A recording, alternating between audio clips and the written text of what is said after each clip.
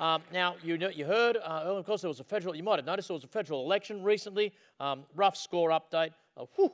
Labor looks like they've won it pretty comfortably. 94 to 43, one Green, 12 others. The little asterisk still sits next to Bradfield, where we're off to the High Court to decide if the margin of 26 votes in the electorate of Bradfield sees the independent candidate remain there. But as it is, a pretty comfortable Labor majority. So where to now in navigating the 48th Parliament? We're going to hear from Tim Wellington, who's the director and co-founder of Chapel Lane Advisory, David Hughes, the executive director of the Menzies Institute, and the Honourable Philip Dalidakis.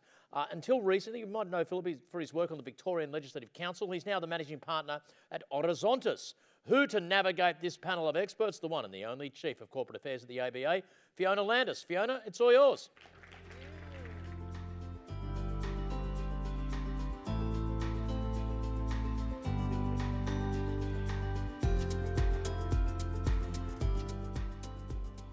Good afternoon, everyone, and make sure you have your questions ready because these guys are very happy to take questions from the floor as well.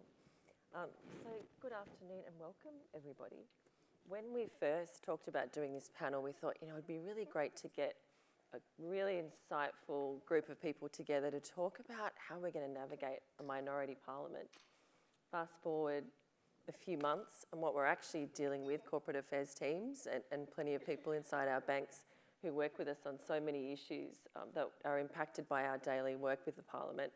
What we're actually going to be dealing with is something extremely different, which is a thumping Labor majority and not something that any of us have dealt with for a very long time. So Phil, I'll go to you first. What does that mean for the business community and specifically for the banking sector in our work with the Parliament? Well, it's great to be with you all.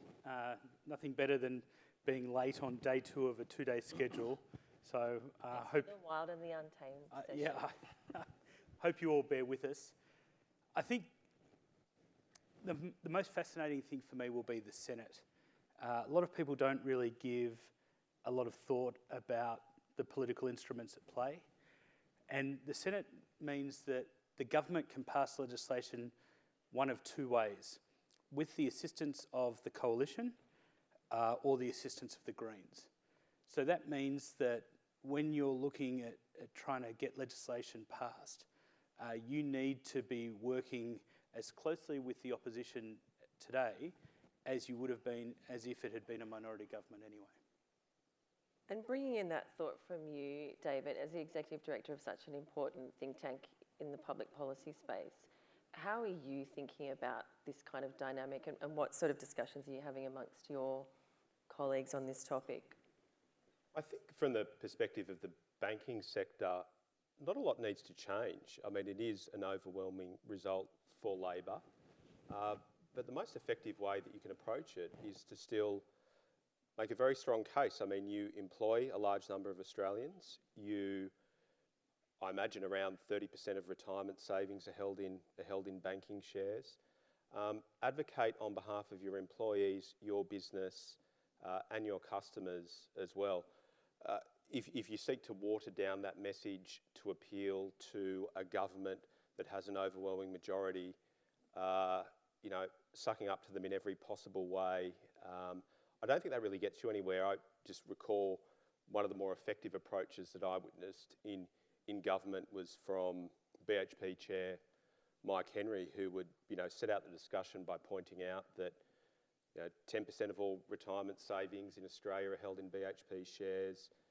BHP pay 10% of all of corporate tax in Australia as well. That really opens your eyes in government. And he went on to say that BHP succeeding is in all of our interests. So that would be the way that I would approach it. But I mean, Phil makes some very important points as well about the opposition still being relevant, which of course they are. And Tim, how are you thinking about it? And also bringing in what actually happened to the coalition on any measure. This is an absolutely devastating result from them. We're looking at Labor sort of coming across and sitting on their side of the Parliament now. What happened and can they recover? Yeah, well, to start with the former and to pick up just quickly on what Phil said, I think one of the things to keep in mind about this Parliament is that when legislation is going through, you've pretty much got a predetermined pathway for that legislation. you can either tack to the left in terms of Labor tacking to the left to get Green support, or they can tack to the right to try and get the coalition support. Coalition's not going to support the vast majority of things unless there's a political imperative for them to do so. So I think in the majority of cases, you're going to find that the passage through the Senate is through the Greens. So when you're developing that legislation in government, you've got a pretty clear eye to how you get that bill through the Parliament, which is negotiate and deal with the Greens. And one thing about this Parliament, if I was working in a bank, I'd be trying to do is get in a lot earlier to have discussions about policy that might be coming up 12 months in advance, because I think in this Parliament, once the bill comes out or the issue hits the Senate floor, it's almost predetermined which way it's going to go. So I'd be trying to influence a lot earlier than you otherwise might be. And I'd also have some backup plans if you have a bill that's extremely important in the Senate. You know that the government's probably going to have to deal with the Greens. So what are the things that the Greens want that you as an industry can offer up to get to a compromise position? On the coalition, yeah, I mean, it's an absolute disaster. I think Susan Lee's admitted that. There's no silver lining, I don't think, to it. I think for them, they have to bring themselves back to the core principles, which is actually finding good people to run in seats. I think that's obviously been a massive problem, particularly in New South Wales and Victoria over 3, 4, 5 different elections. And I think it's remaining focused on the issues that actually matter. I mean, there's no shortage of problems to fix. I mean, childcare's a mess. The housing market's completely and utterly stuffed, particularly in Victoria and New South Wales. Cost of living. You've got all these problems that are out there to fix. And I don't think, with all due respect to Dutton and his office, I don't think they had a good enough plan to fix those problems. So I think it's bringing it back to how are we going to actually solve problems that people care about. I think that's all they've got to focus on. Indeed. If I can jump in for a sec, so far be it for me to speak against what Tim just said, but the overwhelming majority of legislation is passed in a bipartisan fashion. You only ever hear about the legislation that is challenging from a political perspective in the news as to the distinct differences between the political parties. So you can get legislation passed in a relative, as I said, bipartisan way. The challenge that we're going to have, especially at the moment, is the way that Susan was elected as leader in the Liberal Party. She was elected and won by ostensibly 4 votes. Of those 4 votes, 2 are leaving or have just left with the new Senate taking place from July 1. The third one lost her seat, which is on the way to the High Court. So she effectively now has a margin of 1 vote. It doesn't take much to convince a number of people that would have voted for her that didn't necessarily get the shadow portfolios that they wanted, that if they were to change their vote in a new leadership ballot, that the leader will then change. I said before we came into the room, and I never say anything privately that I wouldn't be prepared to say publicly, that you've effectively got a sheep in charge of a pack of wolves. And I really don't envy Susan's role, because you've got people that are really out for themselves in opposition, because it's ostensibly, again, now a 6-year period of opposition for the Liberal and National parties. And you can liken it to what happened in 1996 when John Howard was elected, for those of you that are old enough to remember. But he won with a similar majority. And so this now presents a range of issues within the coalition where you've got members of the coalition that will be out there for themselves and to push their own political agenda, as well as their own personal attempt to move forward in a professional sense. And I'll finish on the point then that it's not also going to be easy between the Liberal Party and the National Party. And you will have seen that today, where the National Party have already started to push in relation to the announcement that the government has moved slightly on beef imports with the trade dispute in the United States. That will be at the cost of the Liberal Party heartlands around metropolitan areas in Australia, where their people will be wanting to see policy that helps Australia move back into a more trade-neutral perspective with the United States. So that fight between the Liberal Party and the National Party, the fights internally within the Liberal Party will continue. which does make it more challenging. So now I guess, Tim, I'm speaking against myself now, but it's doable. And the important thing for those of you in the room is to understand that it requires a lot of work, it requires a lot of skill, and it requires constant attention. You can tell Phil was a numbers man in the Labor Party with the way that he's broken that down. But on that point, Phil, do you think it's fair? Susan obviously needs to unite the Liberal Party. She also needs to unite the coalition, as you've mentioned, with the National Party. There's an opportunity there for the banking sector as well, because those issues that she'll seek to use to unite the party that they all agree on will be lower taxes, less regulation, productivity improvements, like serious reforms to increase our productivity, which will involve reining in wasteful programs that have been expanding, like the NDIS, over recent years, and a real drive to increase productivity in the private sector as well. So those issues that she'll seek to adopt to unite her team also represent opportunities for this sector here in the room. Well, you've got the bigger issue. You've got the bigger policy issue that you'd probably love to talk about, and that's zero by 2050, which is probably the single issue that may blow the show up for everybody. But picking up on the productivity thing, we've been talking about that a lot over the last few days. Fiona doesn't want to talk about it. That's okay. We'll move on. Philip, just wait your turn. I don't really want to talk about it either. We'll get to you in a moment. We've been talking about how we grasp that as a sector and how we influence that. How serious do you think the government is on this topic? And I will go to David first on that. And how should we be thinking about engaging the coalition on that topic as well? This is the biggest problem across our economy. In addition to the ageing population, the productivity crisis that we're facing at the moment. The last time the Labor Party had more seats in the coalition in the Senate was 1983. Our economy was in strife then as well, as some of you will remember. And there was a big economic reform push from the Hawke government then that set us up for 20 years of prosperity. The problem we've got now is productivity. 4 out of every 5 jobs that have been created over the last 2 years are in unproductive sectors. They're in the public service, they're in health and education, important sectors, but unproductive sectors. So I hope we see something from the Economic Reform Roundtable that addresses this issue. It's a key issue for the sector represented here today as well. It is the great challenge, and there's no reason why the coalition from opposition can't seek to influence or drive that agenda. Oppositions have been very effective in driving policy change. The Banking Royal Commission, I think Bill Shorten can take credit for the Banking Royal Commission. I shouldn't say take credit in this room, but Be blamed for. Yes. So I've certainly, in conversations I've had with Susan and with Ted O'Brien, the Shadow Treasurer, been saying to them, this is an issue that you need to be driving. Can't just rely on the government to do it. So again, an opportunity for this room to seek to influence that.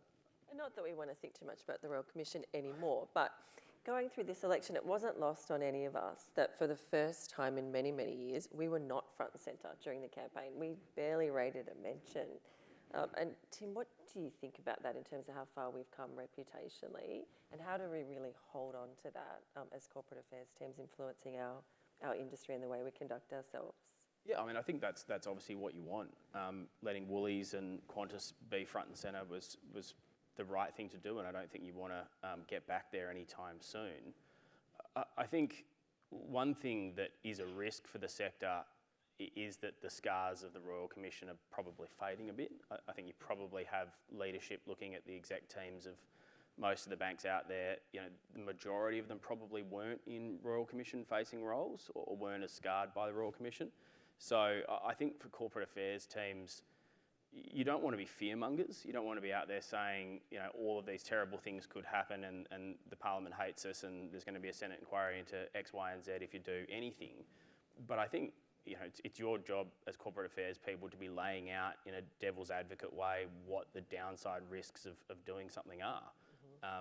And to do that, you have to be in the room when the decisions are happening, but you also have to articulate those risks in a way that the bankers will understand. And I think, you know, reminding people about the Royal Commission is an important apart because it's not distant history, it's quite contemporary. And I think the key risk where this is going to crystallise is when you naturally get to that point with continued rate cuts where one, if not all of the banks are not going to want to pass that on in full. And I think that's going to be a very, very contentious period for the banking sector. And it's going to happen very gradually and then all of a sudden. And if it's not navigated well, then I think we're going to be, you risk being back in the Woolies, Coles, Qantas position.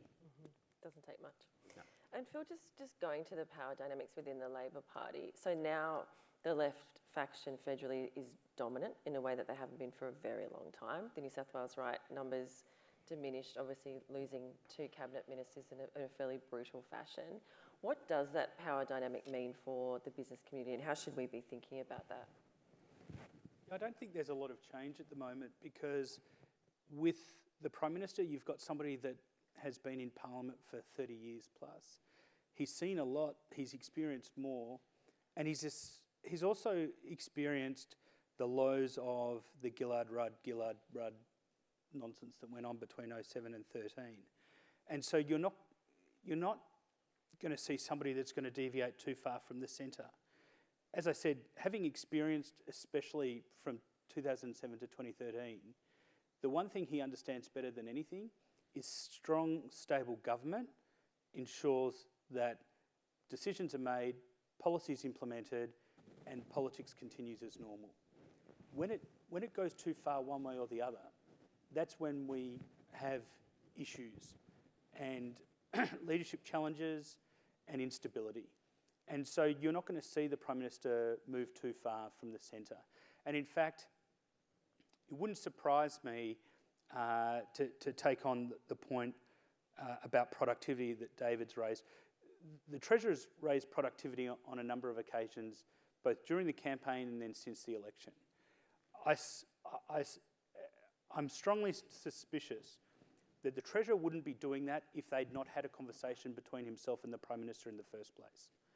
As a result, I think that if the Labor government tries to move into that productivity space, into reform within the workplace as well, to see a greater return to workers' PAYG salaries as well, then they're going to move more into that Liberal space. And as they move a little bit more into that Liberal space, they're going to try and control much more of the centre ground, especially, whether it's centre-right, centre-left. That's where government is won or lost in Australia. And so I think it goes towards both their political life to actually move there quicker than slower, especially at the beginning of a term. The beginning of a political term, that's when you've got the capital to make change. Because if I break up the cycle even more, year 1, you do the heavy lifting. Year 2, you do the implementation. And then year 3, you're in election campaign mode, so you try and do the optimistic stuff. You certainly don't do heavy lifting of year 1 in year 3 because it doesn't suit the cycle. You don't go into an election with people going, Jesus, what are they doing to us? Why are they making us change? Year 1 is where that change has to happen. At this moment, I might just see, are there any questions from the audience for these three on this topic? Are you all awake still? Any questions? Just throw your hands in there if you've got questions. I've got one I want to throw maybe to kick it off. On what you were just saying there, Philip, about your 3-year cycle, which makes sense. You're not going to make tough, challenging decisions minutes out from an election, but most psephologists tell us the magnitude of the Labor win suggests it's most likely they'll be returned again at the next election. It's just numerically really hard to tip out a 94-seat win. Does that mean if people wanted to ask for and start to negotiate reform that would really take a while, serious, hard, heavy lifting, far-reaching stuff, is now the time to enter those sort of conversations, or to return to my overwrought sporting analogies of the last couple of days? Will the government say, oh, we're just taking this one term at a time, 1 year at a time? Now would seem the right time to really say, if there was something on your agenda that required some serious work to get done, if it can't get done now, can it ever? So again, if we look back to the 96 to 98 period under the first term of John Howard, he proposed the GST reform. significant economic reform, which almost cost him the election in 1998. He only just got over the line. Bear in mind, of course, he had a similar majority after the 96 election. So it is possible to erode your majority with significant economic reform if you're committed to it. I think what that demonstrated, though, is that the Prime Minister was committed to that economic reform and he was able to make the case.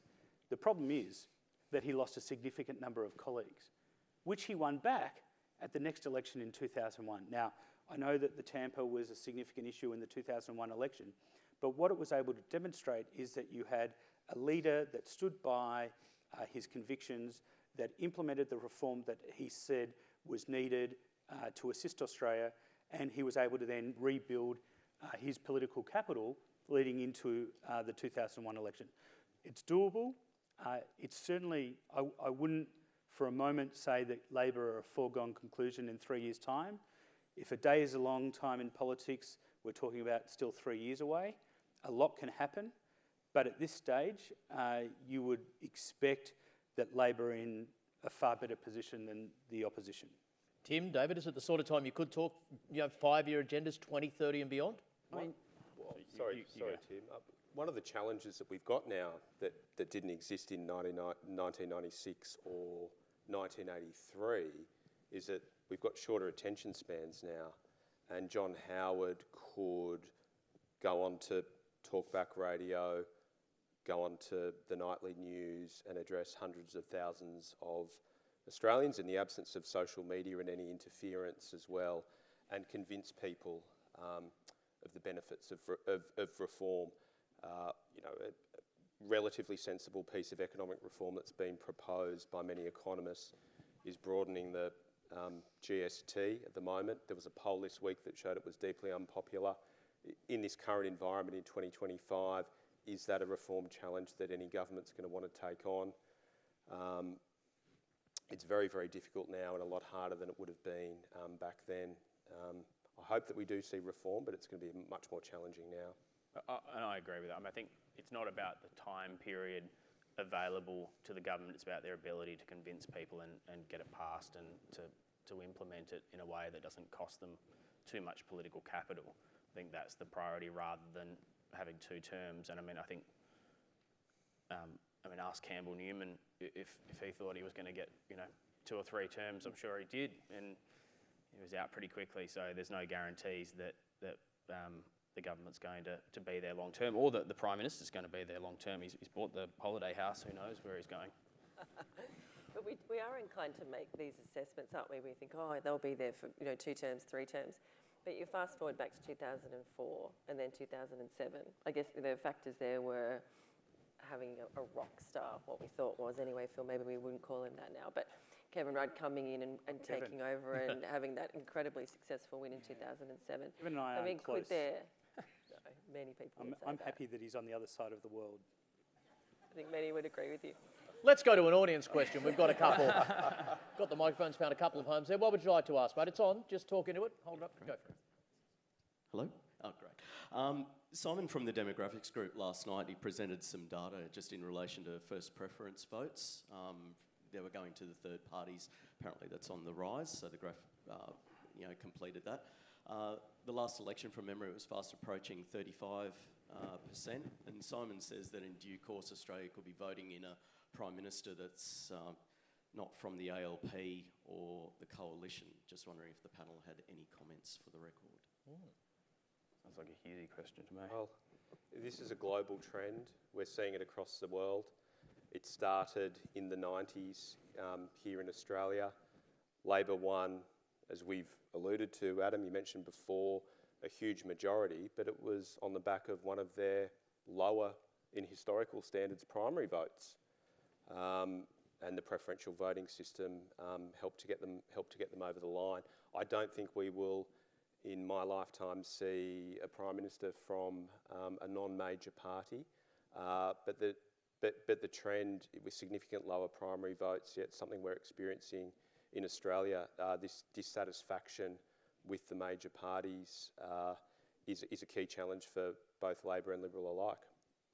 I agree with that. The infrastructure required to field 150 odd candidates and or even half of that to get to the point that you become Prime Minister and in majority government is extremely difficult, and you can't set that infrastructure up at the party level, over a short period. So I think the idea is unlikely. Really it'd have to devolve into a New Zealand type system where you've got 5 or 6 parties and you're having a coalition of sorts. And the way our two-party system really operates, I just don't think it's It likely. would be bad for the country with all of the trading that would have to go with those minor parties and doing deals and getting legislation through. Just before we go to the audience, can I ask a question about, however, non-minor parties? It always amazes me when you hear about those one-off independents, the amount of the bandwidth they must have to get their heads around everything, where they don't have the cushion of 50 or 90 other members of their own party. So I probably don't need to know that much about trade because Gary knows a lot about trade. When it comes to lobbying or putting your case to Teals and David Pocock's and things like that, is it a fundamentally different job at your end when you're talking to someone who is pretty much the entire game themselves, as opposed to someone who, with the greatest respect, is a cog in a much larger machine, from your perspective? I'll jump in. I think it's a really good question. My advice, though, to the room, if I can bring it back to all of you, is to treat the crossbench as if they were responsible for passing legislation in the lower house. Don't be disrespectful because there's a 94-seat Labor Party and a 20-seat odd majority. Don't be disrespectful and not approach them and talk to them. They all talk to each other, and the ones in the lower house talk to the crossbench in the Senate and vice versa. So do the respectful thing, pay them the attention as a member of parliament, as an independent that they deserve. And they are resource short. They are starved of the ability to look into an issue. So when you go and speak to them, when you see them, don't give them 58 pages worth of material that they're never going to read. Give them a one-page summary. Tell them that you can provide them additional material if and when that they need it. And engage with them in a way that, as I said, is respectful of their position and respectful of their time and lack of resourcing. Tim or David? Spot on. Just at a practical level, if you are going to see them, if you're going to see a representative of a major party, they will have already got their briefing pack prepared centrally from the minister or the shadow minister outlining what their position should be on the legislation. So what the crossbench desperately require is just one page of facts about the implications for your industry over that proposed change that's being considered. They're not getting that because they're under-resourced, as Adam alluded to. So, and they're only probably going to have 10 minutes because, major parties have one dedicated shadow minister dealing with just one portfolio. If they're looking at the whole issues across our economy, across our society as well, they're only going to have 10 minutes to meet you and just present them with the facts. And I just add very quickly, to echo Phil's point, is that these guys are probably still going to be there next term, and then they might be in a position of balance of power next term. And if you've dropped them from your book immediately because they're no longer important, particularly in the lower house, and then you want to get back in and see them again in 2.5, 3 years' time, they're going to remember that.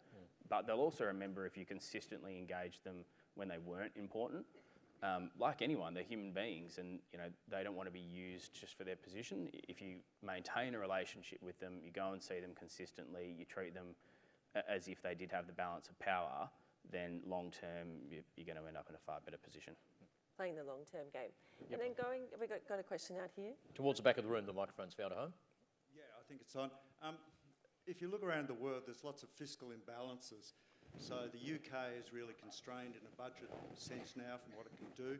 The Republicans couldn't deal with the massive US deficit in their latest bill. The Australian government's reasonably well off, but it still appears fiscally constrained. When I look at Victoria, where I come from, we've got massive fiscal constraints. And so I wonder about, and this is the question for the panel, what does that do to the politics of Australia? Because the ability to offer punters new benefits at the next election, I presume, will be constrained. Will it increase pressure for more taxes? Will we see serious attempts at cost cutting Or does it just mean that we can expect some strange and unanticipated things globally that we'll have to deal with because the fiscal imbalances are so pronounced? I mean, I'm happy to start. I think there's going to be a point where it just does bite. I mean, you can't continue to grow deficits and grow debt exponentially to the point that it doesn't create problems and then political problems. So particularly in Victoria, as the case in point, I think that is going to bite at some point. It does impact the politics because if you're going into a budget cycle or a pre-election cycle and you don't have cash to spend, then that pretty clearly limits what you can put to the public by way of an election policy. I mean, it probably means the focus is going to be more on those legislative reforms that don't cost things. I mean, certainly on the coalition side, if you're in that position, you'd be looking at things like law and order, criminal offences, those things which have minimal cost but a high potential political upside. I think it does raise the prospect of revenue raising and cuts. Cuts is obviously usually harder. I think obviously the banking industry lays awake at night worrying about the bank levy 2.0. I think that's always going to be a potential problem now that cat's out of the bag under the previous coalition government. So I think it's a real influence because it completely constrains the ability of the government of the day and the opposition going into an election about what they can actually offer. You've nailed it. It's a key issue, and I'm frustrated that we don't hear politicians on both sides talking about it. We've got spending at 27% thereabouts of GDP and revenue at 25% of GDP. There's an imbalance there. On top of that, we've got, on a per capita basis, one of the highest proportion of people employed in relatively unproductive sectors, the public sector, health and education in the world. And if our political leaders aren't going to highlight these challenges and come up with solutions, then it falls on the business community to seek to highlight them. And I've been encouraged to see a few CEOs of late highlight these issues, and I think you've got a responsibility to do that. So I have a commercial and finance background before I entered politics. And there are a couple of rules that I've lived by both in my political life and my professional commercial life. The first one is that the punters never get it wrong. And that means that your brand equity is everything. So if, for example, there are brand surveys that say that banks are on the nose, there's a reason for it. And if banks don't listen to the reasons why, then they'll suffer the consequences down the track, which lead to royal commissions and other issues. Similarly, for political parties, when the then opposition leader said that he would repeal tax cuts, it did enormous damage to the brand equity for the Liberal Party because they've always positioned themselves as the party of tax cuts. And yet here they were saying that we're going to take your tax cut away. For Labor in Victoria, they're now in a position whereby they're implying that there are going to be some significant cuts to the public sector. That can only happen if there are ultimately cuts to the front line, and that will damage Labor's brand equity similarly. So we're in a position whereby how do you balance books? Do you have a revenue problem, or do you have an expenditure problem? Or do you have a problem on both ends of the spectrum? And Victoria is a unique case in our federation at the moment because of the money that they spent through COVID. I'm not here to critique that or challenge the decisions that were taken at the time, noting that I left the Victorian government in 2019, before COVID. Just make that point, before COVID. It's like when I say that I left Centro Property Group when the share price was $7.70, and I take no responsibility for going to $10.04 or into administration, right? But the fact remains that you need to be very careful about what you do and how you do it, because there are long-term ramifications. And at the moment in Victoria, we're seeing an erosion of trust in a long-term ability to trade ourselves away and out of the debt position that we're in right now. On that cheerful note, I think we're almost at time, unless we can fit in maybe one last question if there is one. Quick, wrap it up. It's always the last question that undoes us. Thank you so much, guys. Much appreciated. Thanks for having us. And thank you, Fiona. What a great conversation. We're not far away from breaking from afternoon tea. After that, we've got two more wonderful discussions about multiple communication channels and banking disruption to bring us home. Before we do, over lunch, I was chatting to a few people who said they've really enjoyed a fair bit of the content. No, you guys can... Yeah. Oh, you can stand here and listen to me if you want, but trust me, you don't want to.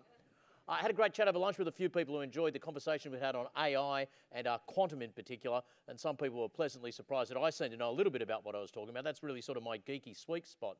And so if people want to share my thoughts on that sort of stuff, I put out a little newsletter every week on the latest in sort of AI and tech nerdiness and all that sort of stuff. It's something I sometimes show also when I chat. It's got a starting guide there too. If you haven't dipped your foot into GPTs and AI as much as you could yet, there's a little starter's guide as to 8 different ways you might want to get into creating your own music, making images, using Excel spreadsheet, that sort of stuff. Completely free. If you want to scan that QR code and keep in touch, my nerdy newsletter, Nerd News, comes out once a week, and there's a guideline there. If you want to start dipping your toe into the AI water, just scan that QR code, enter your details there, and we will keep in touch from here and beyond. We're going to take afternoon tea now. Once we're back, as I said, navigating business disruption in an uncertain world and disruption from an explosion of communication channels will be our final 2 sessions for the ABA Conference 2025. So, we'll wrap it up there. Let's have some afternoon tea. See you back here in about half an hour.